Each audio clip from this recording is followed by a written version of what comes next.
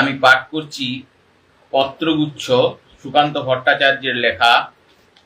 পত্র 2, বেলেঘাটা, কলকাতা, 34 হরমোহন ঘোষলেন, ফাগুনের একটি দিন।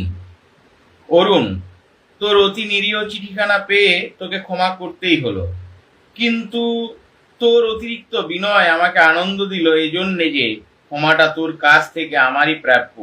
কারণ তোর আগের ডাকবাহিত চিঠিটার জবাব আমারই আগে দেওয়া উচিত ছিল। যাই হোক, উল্টে আমাকেই দেখছি ক্ষমা করতে হলো। তোর চিঠিটা কাল পেয়েছি, কিন্তু পড়লুম আজ সকালে, কারণ পরে ব্যক্ত করছি। বাস্তবিক তোর দুটো চিঠি আমাকে প্রভূত আনন্দ দিল, কারণ চিঠির মতো চিঠি আমাকে কেউ লিখে না। এবং এতটুকু বলতে দ্বিধা করব না যে তোর প্রথম চিঠিটাই আমার জীবনের প্রথম একখানি ভালো চিঠি, যার মধ্যে আছে সাহিত্য প্রধানতা। তোর প্রথম চিঠির উত্তর দেওয়া হয়নি তোর মতোই অলসতায়, এবং একটু নিশ্চিন্ত নির্ভরতার ছিল তার মধ্যে। এবার চিঠি লিখছি এই জন্যে যে এতদিন ভয় পেয়ে পেয়ে এবার মরিয়া হয়ে উঠেছি মনে মনে। কাল বিকেলে তোর বাবা ঠিকানা খুঁজে খুঁজে অবশেষে তোর চিঠিখানা আমার হাতে দিলেন এবং আমাকে সঙ্গে করে নিয়ে গেলেন তোর মার কাছে। কিন্তু তুই বোধ হয় এ খবর পাসনি যে তোদের আগের সেই লতাচ্ছাদিত তৃণশ্যামল সুন্দর বাড়িটি ত্যাগ করা হয়েছে, যেখানে তোরা ছিলি গত 4 বছর নিরবিচ্ছিন্ন নীরবতায়, যেখানে কেটেছে তোদের কত বর্ষণমুখর সন্ধ্যা, কত বিরস দুপুর, কত উজ্জ্বল প্রভাত, কত চৈতালি হাওয়ায় হাওয়ায় রোমাঞ্চিত রাত্রি। তোর কত উষ্ণ কল্পনায় নিবিড় পদক্ষেপে বিজড়িত সেই বাড়িটি ছেড়ে দেওয়া হলো আপাতত নিষ্প্রয়োজনতায়। তোর মা এতে পেয়েছেন গভীরতম বেদনা। তার ঠিক আপন জায়গাটি যেন তিনি হারালেন। এক আকস্মিক বিপর্যয়ে যেন এক নিকটতম আত্মীয় সুদূর হয়ে উঠল প্রকৃতির প্রয়োজনে। শত শত জন কোলাহল মথিত স্কুল বাড়িটি আজ নিস্তব্ধ, নিঝুম।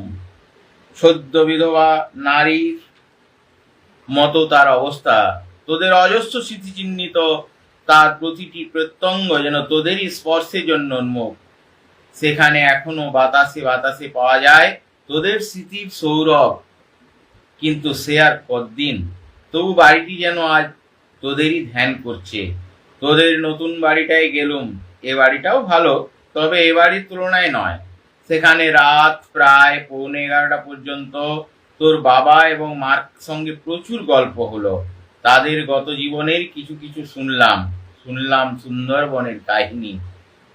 কালকের সন্ধ্যা কাটলো একটি পবিত্র সুন্দর কথালাপের মধ্য দিয়ে। তারপর তোর বাবা মা, তোর ছোট ভাই আর আমি গিয়েছিলাম তোদের সেই পরিত্যক্ত বাড়িতে, এবং সেই জন্যই ওই সম্বন্ধে আমার এত কথা লেখা। দেখলাম স্তব্ধ বিস্ময়ে চেয়েছে সদ্য বিয়োগ ব্যথাতুর বিরোহিণীর মতো বাড়িটার এক অপূর্ব মুহ্যমানতা। তারপর ফিরে এসে হলো আরেক কথা। কালকের কথাবার্তায় আমার তোর বাবা এবং মার উপর আরো নিবিড়তম শ্রদ্ধার উদ্রেক হলো। কথাটা চাটুবাদ নয়। তোর এবং তোর মার দুজনের লেখা গানটা পড়লুম, বেশ ভালো। কালকে সঙ্গে নিয়ে এসেছিলুম 5টি ফাগুন সন্ধ্যা ও একটি কোকিল গল্পটি। আজ দুপুরে সেটি পড়লুম। বাস্তবিক এরকম এবং এ ধরনের গল্প আমি খুব কম পড়েছি, ভালোর দিক থেকে। কারণ ভাব এবং ভাষার মুগ্ধ হয়ে গেছে আমি। 5টি ফাগুন সন্ধ্যার সঙ্গে একটি কোকিলের সম্পর্ক একটি নতুন ধরনের জিনিস। গল্পটা বিশ্ব সাহিত্যে স্থান পাওয়ার যোগ্য। যাই হোক, এখন তোর খবর কি? তুই চলে আয় এখানে। কাল তোদের বাড়িতে তোর অভাব বড় বেশি বোধ হচ্ছিল, তাই চলে আয় আমাদের সান্নিধ্যে। অজিতের সঙ্গে পথে মাঝে মাঝে দেখা হয়, তোর কথা সে জিজ্ঞাসা করে। ভূপেন আজ এসেছিল, একটা চিঠি দিল তোকে দেবার জন্য, আর একটু আগে তাকে এগিয়ে দিয়ে এলাম বাড়ির পথে। উপক্রমণিকার মোহ প্রায় মুছে আসছে। শ্যামবাজার প্রায়ই যাই। তুই আমাকে তোদের ওখানে যেতে লিখেছিস। আচ্ছা, চেষ্টা করব। চিঠিটা লিখেই তোর মায়ের কাছে যাব। বাস্তবিক তোর মা তোর জীবনে স্বর্গীয় সম্পদ।